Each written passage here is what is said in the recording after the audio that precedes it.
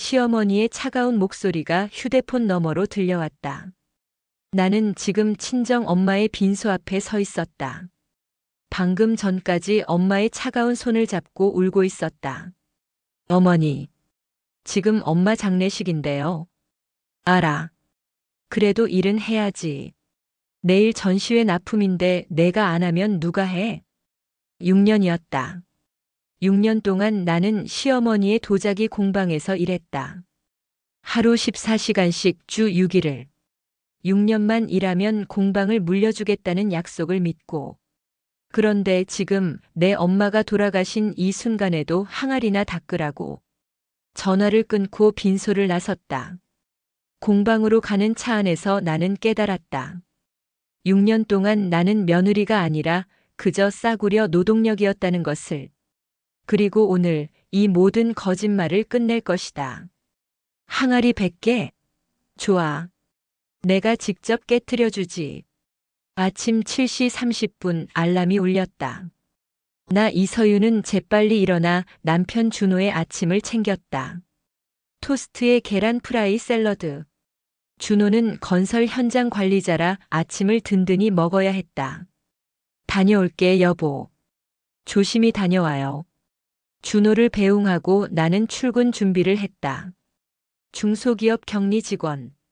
월급 250만 원. 적은 돈은 아니지만 서울에서 살기엔 빠듯했다. 그래도 우리는 행복했다.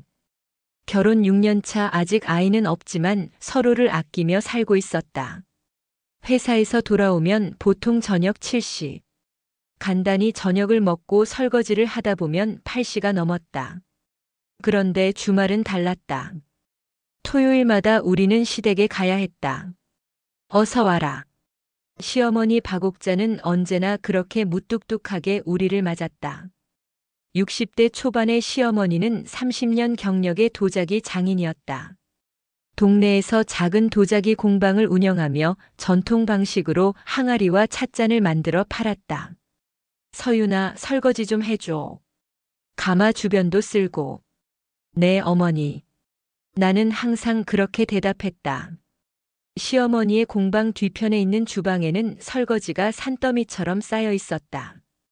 공방에서 사용하는 작업 도구들, 점심 식사 후의 그릇들. 나는 고무장갑을 끼고 설거지를 시작했다.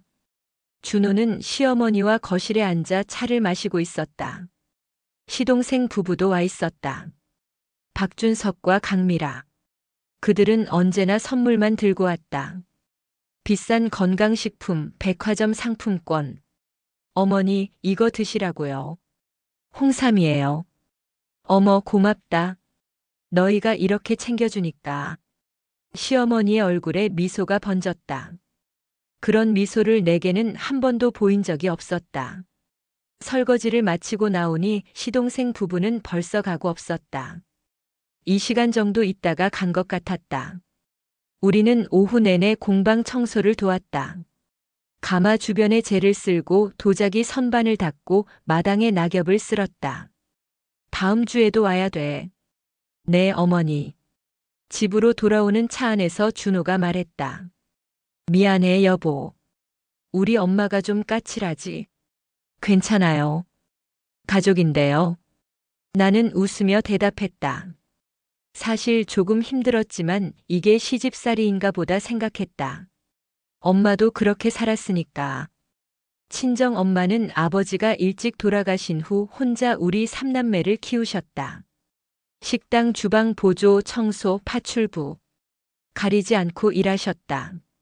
서윤아, 넌 엄마처럼 살지 마라. 제대로 된 남자 만나야 해. 엄마의 그 말을 믿고 나는 준호와 결혼했다. 성실한 남편, 안정적인 직장. 이 정도면 행복한 거라고 생각했다. 그런데 그때는 몰랐다. 진짜 시련은 이제 시작이라는 것을. 그날은 금요일 저녁이었다. 저녁 준비를 하고 있는데 낯선 번호로 전화가 왔다. 환자 보호자이십니까? 네. 누구시죠? 서울대병원 응급실입니다. 박준호 씨가 사고로 실려오셨는데요. 심장이 멈추는 것 같았다. 택시를 잡아 타고 병원으로 달려갔다. 응급실 침대에 준호가 누워 있었다. 얼굴이 새하얗게 질려 있었다. 여보, 미안해. 여보. 의사가 엑스레이 사진을 보여줬다. 허리 2번째, 3번째 척추가 압박골절되었다고 했다. 건설 현장에서 3층 높이에서 떨어졌다고 했다. 안전장비 미착용. 회사 측 과실. 수술하셔야 합니다. 최소 6개월은 안정을 취해야 하고요. 수술은 다음 날 진행됐다. 8시간이 걸렸다. 나는 수술실 밖에서 기다렸다. 친정 엄마가 달려오셨다. 시어머니에게도 연락했지만 오지 않았다. 가게가 바빠서 못 가겠다. 그 한마디였다. 나는 실망했지만 이해하려고 했다. 자영업자는 원래 그런가 보다. 수술은 성공적이었다. 하지만 의사의 말은 달랐다. 앞으로 무거운 물건은 절대 들 수 없습니다. 앉아서 하는 일도 오래 하면 안 됩니다. 회사는 언제 복귀할 수 있을까요? 글쎄요. 현장 일은 힘들 것 같습니다. 한 달 후 회사에서 통보가 왔다. 권고사직. 보상금은 1년치 연봉. 적은 돈은 아니었지만 앞으로를 생각하면 턱없이 부족했다. 준호는 집에서 누워 지냈다. 재활 치료를 받으러 일주일에 3번 병원에 갔다. 나는 회사 일을 계속하면서 간병을 병행했다. 출근 전에 준호 아침을 챙기고 퇴근 후에는 병원에 동행했다. 미안해, 여보. 내가 쓸모없는 사람이 됐어. 그런 말 하지 마요. 우리 다시 시작하면 돼요. 하지만 통장 잔고는 빠르게 줄어들었다. 병원비, 생활비, 재활치료비. 보상금도 6개월 만에 바닥났다. 친정 엄마가 50만 원을 보내주셨다. 엄마, 이거 어떻게 모은 돈인데? 괜찮아. 내가 힘들 때 엄마가 도와줘야지. 나는 울었다. 엄마는 식당 주방 보조로 하루 8시간 일하시며 한 달에 180만 원을 버셨다. 그 돈에서 50만 원을 보내주신 거였다. 시어머니에게도 전화했다. 어머니, 저희 요새 좀 힘들어요. 병원비도 많이 들고. 우리도 요새 장사가 안 돼서 힘들다. 미안하구나. 그게 끝이었다. 도움은 없었다. 나는 밤마다 구인구직 사이트를 뒤졌다. 준호도 집에서 할 수 있는 일을 찾아봤지만 쉽지 않았다. 건설 현장 경력만 10년인 사람이 할 수 있는 사무직은 많지 않았다. 나는 이제 폐인이야. 준호는 점점 무기력해졌다. 창밖만 바라보며 하루를 보냈다. 나는 그런 남편을 보며 마음이 아팠다. 그러던 어느 날 시어머니에게서 전화가 왔다. 며느리, 우리 공방에서 일할 생각 없니? 공방에서요? 그래. 요새 직원이 나가서 사람이 부족하거든. 와서 도와주면 월급 줄게. 나는 잠시 생각했다. 회사를 그만두고 시어머니 밑에서 일한다는 게 쉬운 결정은 아니었다. 하지만 지금 우리에게는 선택지가 없었다. 월급은 얼마나 주실 건가요? 150만 원. 다른 데보다 많이 주는 거야. 150만 원. 내 회사 월급의 60% 수준이었다. 하지만 준호는 일을 못하고 나라도 벌어야 했다. 알겠습니다. 하겠습니다. 그래, 잘 생각했다. 월요일부터 나와. 전화를 끊고 준호에게 말했다. 여보, 나 시어머니 공방에서 일하기로 했어. 뭐? 우리 엄마 밑에서? 어쩔 수 없잖아. 지금 당장 돈이 필요해. 준호는 난처한 표정을 지었다. 우리 엄마 밑에서 일하는 게 쉽지 않을 텐데. 괜찮아. 조금만 참자. 월요일 나는 공방으로 출근했다. 시어머니가 앞치마를 던져줬다. 일단 주방부터 보자. 여기서 도자기 손질하고 유약 만들고 가마에 넣어서 굽는 거야. 공방 뒤편 작업실에는 도자기들이 산더미처럼 쌓여 있었다. 생토로 빚어진 항아리, 찻잔, 화병들. 먼저 이거 다시 써. 흙 묻은 거 다 닦고. 네. 나는 고무 장갑을 끼고 작업을 시작했다. 찬물에 도자기를 씻었다. 손이 시렸다. 1시간쯤 지나자 손가락이 빨갛게 부어올랐다. 그렇게 하는 게 아니야. 이렇게 해. 시어머니가 직접 보여줬다. 솔로 문질러 흙을 제거하고 물에 헹궈내는 과정. 간단해 보였지만 힘이 많이 들었다. 점심시간이 되었다. 시어머니가 라면을 끓여줬다. 빨리 먹어. 오후에 할 일 많아. 10분 만에 식사를 마치고 다시 작업에 들어갔다. 오후에는 유약을 만드는 일을 배웠다. 여러 가지 광물 가루를 배합하는 작업이었다. 이 비율을 꼭 지켜야 해. 조금만 틀려도 색깔이 이상하게 나와. 나는 메모하며 따라했다. 손에 가루가 묻었다. 나중에 알았지만 그 가루 때문에 손에 습진이 생겼다.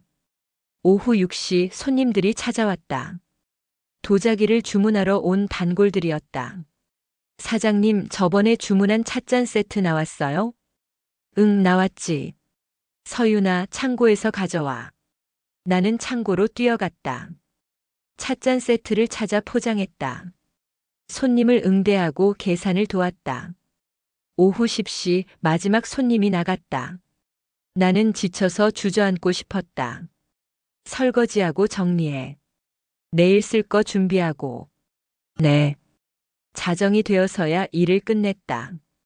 집에 도착하니 새벽 1시였다. 여보, 괜찮아? 준호가 문을 열어줬다. 나는 대답도 못하고 침대에 쓰러졌다. 다음 날도 똑같았다. 오전 8시 출근, 밤 10시 퇴근. 주 6일 근무. 한 달이 지났다. 첫 월급을 받았다. 150만 원에서 4대 보험을 떼니 130만 원 정도 남았다. 여보, 이걸로는 생활이 안 돼. 조금만 참아. 어머니가 그러시는데 6년만 일하면 공방을 물려준대. 뭐? 정말? 응. 그러니까 조금만 힘내자. 6년. 길다면 긴 시간이었다. 하지만 공방을 물려받는다면 그건 평생 먹고 살 수 있는 일이었다. 알았어. 해볼게. 나는 다시 마음을 다잡았다. 6년만 참으면 된다. 그럼 우리 인생이 달라질 거야. 그렇게 나는 함정에 빠져들었다. 1년이 흘렀다. 나는 이제 공방 일에 완전히 익숙해졌다. 도자기 물레를 돌리는 법, 가마의 온도를 조절하는 법, 유약의 비율을 맞추는 법. 하나하나 배워나갔다. 손은 상처투성이었다. 화상 자국, 베인 상처, 굳은 살. 예전에 보드랍던 손은 이제 찾아볼 수 없었다. 하지만 나는 참았다. 6년만 버티면 되니까. 서윤아, 이번에 백화점 입점 제안이 들어왔어. 정말요? 그래. 내가 유약 배합 잘해서 색깔이 예쁘게 나온대. 주문 많이 들어올 거야. 처음으로 시어머니가 내 일을 인정해주는 것 같았다. 나는 기뻤다. 백화점 입점 후 매출이 20% 늘었다. 손님들이 특히 내가 만든 청자색 찻잔을 좋아했다. 나는 전통 배합에 약간의 변형을 가해 더 은은한 색을 만들어냈다. 사장님, 이 찻잔 너무 예뻐요. 누가 만든 거예요? 우리 며느리가 만들었어. 시어머니가 자랑스럽게 대답했다. 나는 뿌듯했다. 3년 차가 되었다. 나는 시어머니에게 제안했다. 어머니, 요즘 젊은 사람들은 전통 도자기보다 모던한 디자인을 선호해요. 새로운 라인을 만들어 보면 어떨까요? 그래. 한번 해봐. 나는 밤마다 디자인을 스케치했다. 전통 항아리의 곡선을 살리되 크기를 작게 만들고 색상을 다양화했다. 화분, 소품 보관함, 인테리어 소품. 오, 이거 괜찮은데? 시어머니도 만족했다. 새 라인이 출시되자 매출이 30% 더 늘었다. 인스타그램에서 입소문이 났다. 힙한 전통 도자기라는 평가를 받았다. 어머니 매출도 많이 늘었는데 월급 좀 올려주실 수 있을까요? 재료비가 많이 올랐어. 조금만 더 참아. 나는 아쉬웠지만 이해했다. 사업하는 게 쉽지 않으니까. 5년 차가 되었을 때였다. 시동생 부부가 갑자기 공방에 자주 들르기 시작했다. 형수님, 요새 일 많이 힘드시죠? 강미라가 주방에 들어와 말을 걸었다. 아니에요, 괜찮아요. 에이, 힘드실 텐데. 근데 이 도자기들 정말 예쁘네요. 형수님이 디자인하신 거예요? 네, 새로 만든 라인이에요. 대단하시다. 우리 오빠도 도자기에 관심 생겼대요. 요새 어머니한테 배우고 싶다고 하더라고요. 내 가슴이 철렁했다. 설마. 아니겠지? 그날 밤 준호에게 말했다. 여보, 이상한데. 시동생이 갑자기 도자기 배우겠다는 게. 괜찮아. 형은 원래 끈기가 없어. 며칠 하다 말 거야. 나는 준호의 말을 믿고 싶었다. 하지만 불안감은 지워지지 않았다. 어느 날 시어머니가 말했다. 서윤아, 이제 1년 남았네. 네. 6년이라고 했잖아. 이제 1년만 더 하면 돼. 네, 어머니. 정말 공방 물려주시는 거죠? 그럼. 약속했잖아. 하지만 시어머니의 눈빛이 어딘가 이상했다. 나를 똑바로 보지 못하는 것 같았다. 며칠 후 나는 우연히 시어머니의 책상에서 서류를 보게 됐다. 명의 이전 준비 서류였다. 공방과 대지의 소유권 이전. 그런데 이전받는 사람의 이름이 이상했다. 박준석. 내 남편 준호가 아니라 시동생 준석. 나는 서류를 다시 확인했다. 분명했다. 준비일자는 3년 전. 3년 전부터 이미 시동생에게 명의를 넘길 준비를 하고 있었던 것이다. 그리고 또 다른 서류가 있었다. 특허 출원서. 내가 개발한 신제품 디자인의 특허를 시동생 이름으로 출원한 서류였다. 손이 떨렸다. 6년이라는 약속은 처음부터 거짓말이었다. 나는 서류를 원래 자리에 놓고 아무 일 없는 척했다. 하지만 머릿속은 복잡했다. 어떻게 해야 할까? 시어머니에게 직접 물어봐야 할까? 며칠을 고민하다가 용기를 냈다. 어머니, 얘기 좀 할 수 있을까요? 무슨 일인데? 이제 6년이 거의 다 됐잖아요. 공방명예 이전은 언제쯤 하실 생각이세요? 시어머니의 표정이 굳었다. 그게 아직은 내가 혼자 운영할 준비가 안 된 것 같아서. 제가 5년 넘게 혼자 다 해왔잖아요. 그래도 주인이 되는 건 다른 문제야. 좀 더 지켜봐야겠어. 얼마나 더요? 그건 두고 봐야지. 나는 더 이상 묻지 못했다. 하지만 확신했다. 시어머니는 처음부터 나에게 공방을 넘길 생각이 없었다. 그날 밤 친정 엄마에게 전화가 왔다. 서윤아. 엄마의 목소리가 이상했다. 엄마, 무슨 일이세요? 엄마가 쓰러졌어. 지금 병원이야. 심장이 철렁했다. 다음 날 새벽 첫 기차를 타고 친정으로 달려갔다. 엄마는 중환자실에 계셨다. 뇌출혈이었다. 환자분 상태가 좋지 않습니다. 최선을 다하겠지만 의사의 말에 눈앞이 캄캄했다. 엄마는 의식이 없으셨다. 인공호흡기를 달고 계셨다. 엄마, 엄마. 나는 엄마 손을 잡고 울었다. 사흘이 지났다. 엄마는 깨어나지 못하셨다. 의사가 말했다. 가족분들 마음의 준비를 하셔야 할 것 같습니다. 동생들이 모였다. 우리는 장례 준비를 시작했다. 그날 밤 엄마는 조용히 숨을 거두셨다. 장례식은 3일장으로 치르기로 했다. 첫날 밤 빈소를 지키고 있는데 시어머니에게서 전화가 왔다. 서윤아, 내일은 나와야겠다. 네. 어머니, 지금 친정 엄마 장례식인데요. 알아. 근데 일은 해야지. 내일 중요한 전시회 납품이 있어.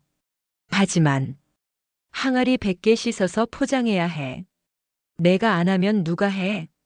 시동생네는 아직 서툴러. 나는 믿을 수가 없었다. 어머니, 제 엄마가 돌아가셨어요. 장례식인데 어떻게 일을 해요? 그건 나도 안 됐다고 생각해. 근데 납품 못하면 우리 공방 신용 떨어져. 빨리 와. 전화가 끊어졌다. 나는 휴대폰을 쥔 채 멍하니 앉아 있었다. 동생이 다가왔다. 누나, 무슨 일이야? 시어머니가 내일 나오래. 뭐? 지금 엄마 장례식인데? 항아리 씻으래. 100개. 동생이 화를 냈다. 미쳤어? 그게 사람이 할 짓이야? 나도 알았다. 이건 아니라는 걸. 하지만 6년이라는 시간이 나를 짓눌렀다. 6년을 참았는데 이제 와서 포기할 수 있을까? 다음 날 아침 나는 빈소를 나섰다. 누나, 어디가? 공방에. 정신 차려. 엄마 장례식이라고. 미안해. 금방 다녀올게. 나는 동생을 뒤로 하고 택시를 탔다. 공방으로 가는 차 안에서 눈물이 났다. 공방에 도착하니 시어머니와 시동생 부부가 있었다. 왔구나. 빨리 시작해. 작업실에는 항아리 100개가 쌓여 있었다. 이거 다 오늘 안에 씻어서 포장해야 해.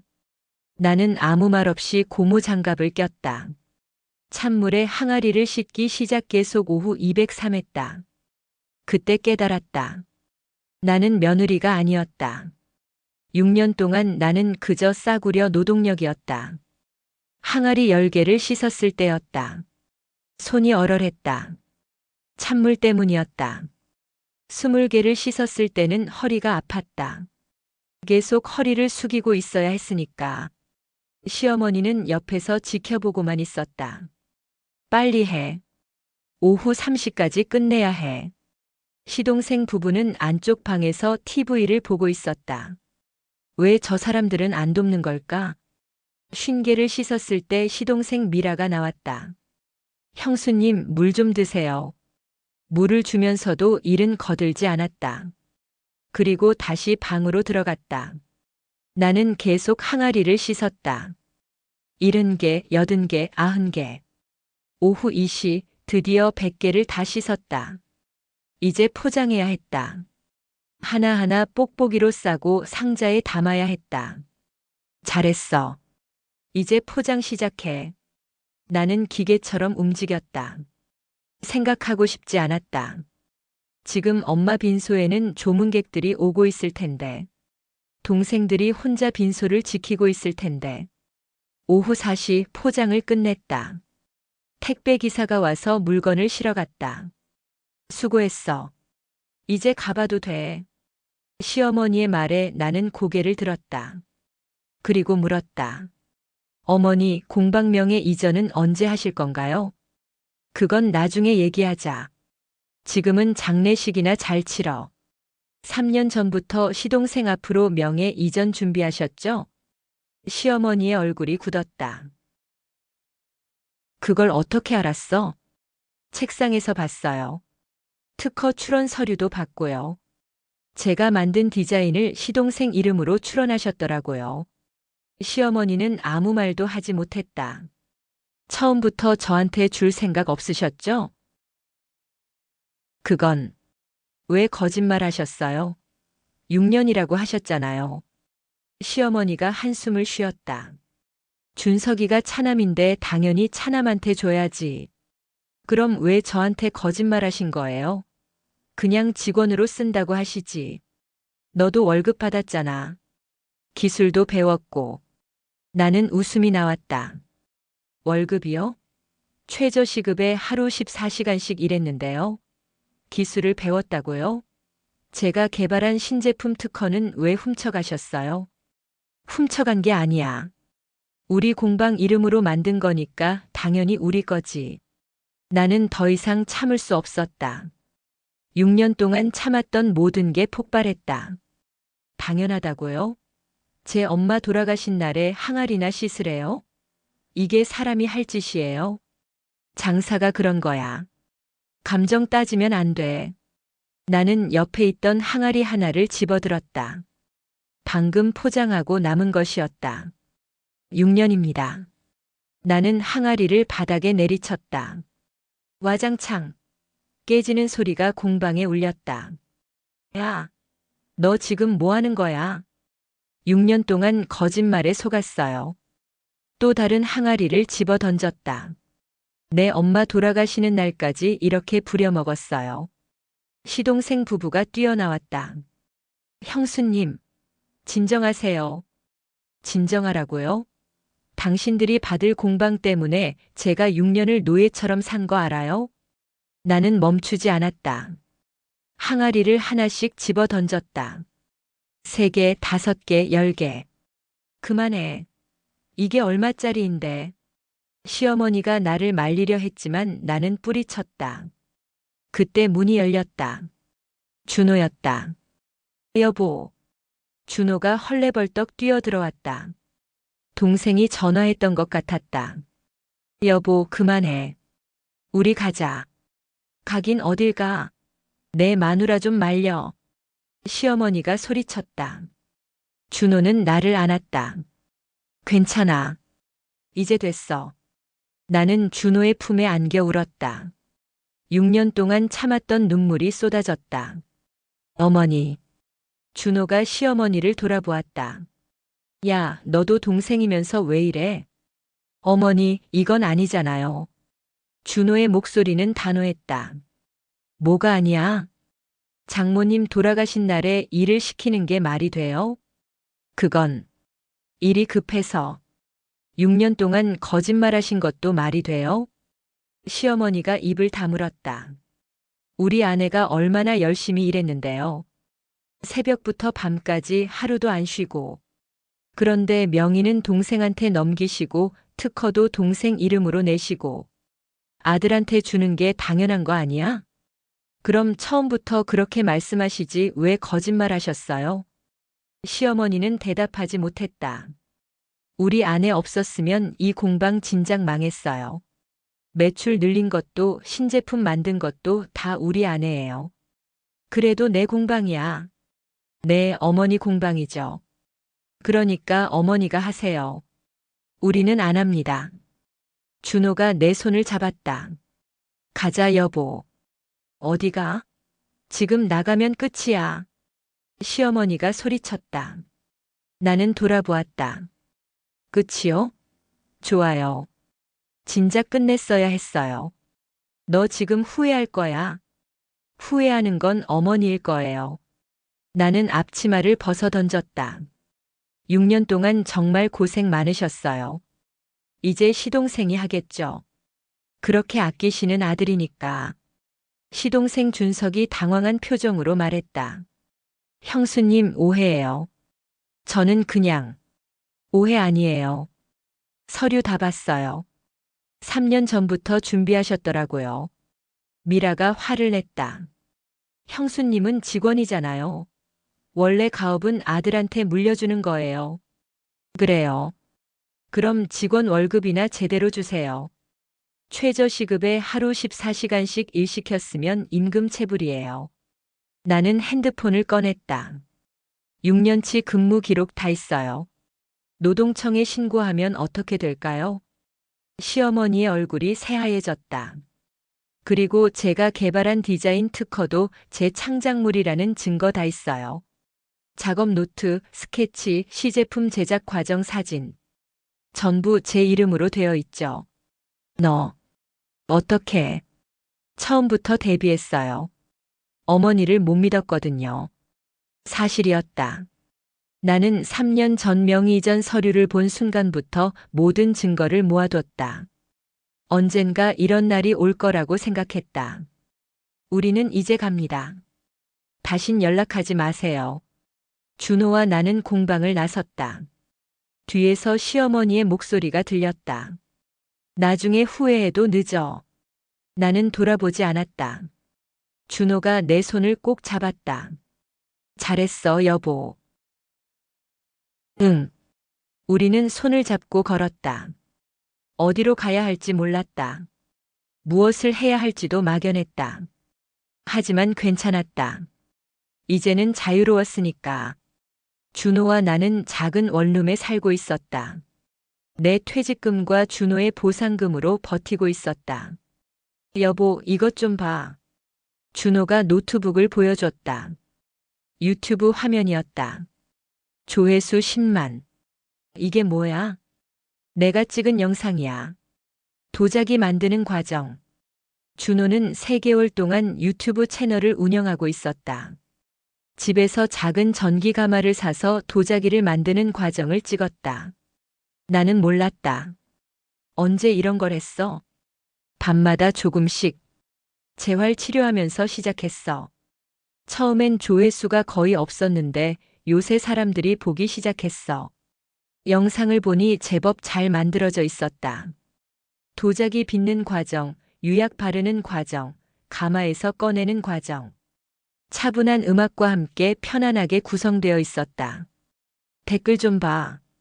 댓글에는 긍정적인 반응이 많았다. 힐링 영상이에요. 도자기 만들어 보고 싶어요. 체험 클래스 하시나요? 체험 클래스? 나는 준호를 보았다. 준호가 웃었다. 우리 작은 공방 하나 내는 거 어때? 체험 클래스도 하고 소품도 팔고. 돈이 있어야지. 광고 수익이 한 달에 200만 원쯤 나와. 그리고 친정 엄마가 남기신 보험금 있잖아. 친정 엄마는 생전에 작은 보험을 들어두셨다. 3천만 원. 우리에게 남겨주신 마지막 선물이었다. 엄마 이름으로 공방 이름 지으면 어떨까? 나는 눈물이 났다. 좋아. 그러자. 우리는 작은 공방을 얻었다. 이름은 영숙도에. 친정 엄마 이름이었다. 전기 가마 2대, 물레 4대, 작은 전시 공간. 오픈 첫날 유튜브 구독자들이 찾아왔다. 여기가 그 유튜브에 나오는 공방이에요? 네, 맞아요. 체험 클래스 신청하고 싶어요. 첫 달 수익은 300만 원. 적은 돈이었지만 희망이 보였다. 6개월이 지났다. 구독자는 20만 명으로 늘었다. 체험 클래스는 한 달 전에 예약이 꽉 찼다. 우리가 만든 소품들도 잘 팔렸다. 그러던 어느 날 시동생 준석이 찾아왔다. 형수님, 무슨 일이세요? 어머니가 다시 와달래요. 왜요? 공방이 안 돼서. 우리가 운영했는데 손님이 계속 줄어들었어요. 전시회 납품도 실패하고. 나는 놀랍지 않았다. 예상했던 일이었다. 그래서요. 이번에는 진짜 공방 넘겨준대요. 명예 이전도 하고. 관심 없어요.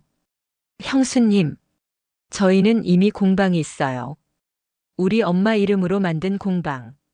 준석은 더 이상 말하지 못하고 돌아갔다. 1년이 지났다. 우리 공방은 지역 명소가 됐다. 잡지에도 소개됐고 TV 프로그램에도 나왔다. 직원도 2명 뽑았다. 시어머니의 공방은 결국 문을 닫았다. 빚을 갚지 못해 경매로 넘어갔다고 했다. 어느 날 공방 벽에 걸린 엄마 사진을 보며 말했다. 엄마, 딸이 엄마 팔자 안 닮았어요. 준호가 옆에 다가왔다. 엄마가 자랑스러워 하실 거야. 그럴까? 당연하지. 우리 여보가 얼마나 대단한데. 가마에서 새로운 항아리들이 구워지고 있었다. 우리가 만든 항아리. 우리 이름으로 우리 손으로. 여보. 응? 고마워. 그날 공방에 와줘서. 당연한 거지. 우리 부부잖아. 준호가 내 손을 잡았다. 상처투성이지만 따뜻한 손. 이제 우리 인생이야. 남의 거짓말에 속아 사는 게 아니라 우리가 만들어가는 인생. 맞아. 나는 웃었다. 진심으로. 3년 후 우리는 2번째 지점을 열었다. 공방 체험은 물론이고 도자기 클래스도 정식으로 운영하기 시작했다. 나는 강사가 됐고 준호는 유튜브 채널을 통해 온라인 클래스도 열었다. 시어머니는 다시는 연락하지 않았다. 들리는 소문으로는 시동생과 함께 살고 있다고 했다. 공방을 잃은 후 많이 힘들어 하신다고. 나는 복수가 목적이 아니었다. 그저 내 인생을 되찾고 싶었을 뿐이다. 거짓말과 착취로 얼룩진 6년을 끝내고 정직하게 살고 싶었다. 지금 우리는 행복하다. 매일 흙을 만지며 새로운 작품을 만들며 우리만의 삶을 살아간다.